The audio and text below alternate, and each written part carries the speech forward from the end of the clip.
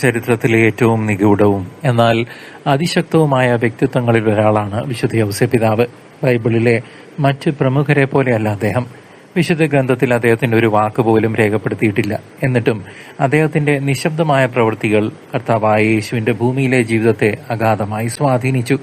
വിശുദ്ധ മത്തായിയുടെയും ലൂക്കായുടെയും സുവിശേഷങ്ങളാണ് അദ്ദേഹത്തിന്റെ ജീവിതത്തെക്കുറിച്ചുള്ള പ്രധാന ചരിത്രരേഖകൾ.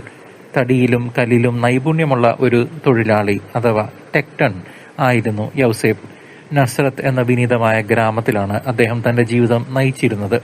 1-ാം നൂറ്റാണ്ടിലെ നസ്രത്തിന്റെ എളിയ സാഹചര്യങ്ങളെ പുരാവസ്തു ഗവേഷണങ്ങളും ശരിവെക്കുന്നുണ്ട്. യഹൂദ ആചാരപ്രകാരം നിയമസാധുതയുള്ള വിവാഹ നിശ്ചയത്തിലൂടെ അദ്ദേഹം മറിയത്തെ പത്നിയായി സ്വീകരിച്ചു.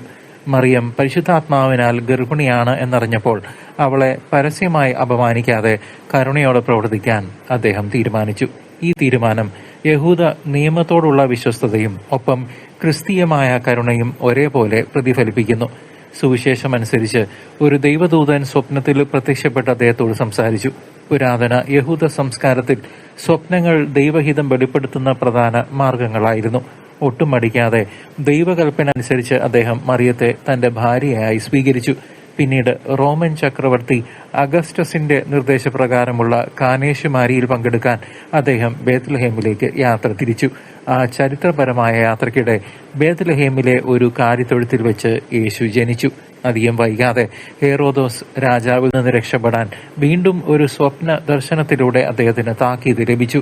അദ്ദേഹം ഉടൻ തന്നെ ഉണ്ണി ഈശോയെയും മാതാവിനെയും കൂട്ടി ഈജിപ്തിലേക്ക് പലായനം ചെയ്തു. പ്രവാചകന്മാർ വഴി ദൈവം അരുളി ചെയ്ത കാര്യങ്ങളുടെ പൂർത്തീകരണമായിരുന്നു ഈ പ്രവാസയാത്ര.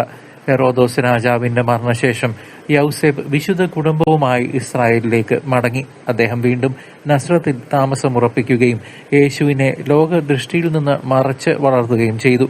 യൗസേപ്പ് തന്റെ തൊഴിൽ യേശുവിനെ പഠിപ്പിക്കുകയും അധ്വാനത്തിന്റെ വിശുദ്ധി കർത്താവിന് പകർന്നു നൽകുകയും ചെയ്തു.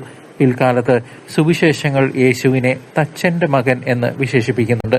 ഇത് യൗസേപ്പിതാവിന് യേശുവിന്മേലുണ്ടായിരുന്ന വലിയ സ്വാധീനത്തെയാണ് വ്യക്തമാക്കുന്നത്. യേശുവിന്റെ പരസ്യ ജീവിതം ആരംഭിക്കുന്നതിന് മുൻപേ യൗസേപ്പിതാവ് മരിച്ചിരിക്കാനാണ് സാധ്യത.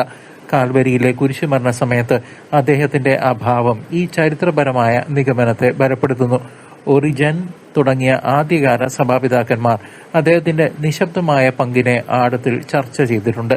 പിൽക്കാല നൂറ്റാണ്ടുകളിൽ വിശുദ്ധ യൗസേപ്പിതാവിനോടുള്ള ഭക്തി വിശ്വാസികൾക്കിടയിൽ വളരെയധികം വർദ്ധിച്ചു. 1870 പയസ് 9 മാർപ്പാപ്പ അദ്ദേഹത്തെ ആഗോള സഭയുടെ മധ്യസ്ഥനായി പ്രഖ്യാപിച്ചു.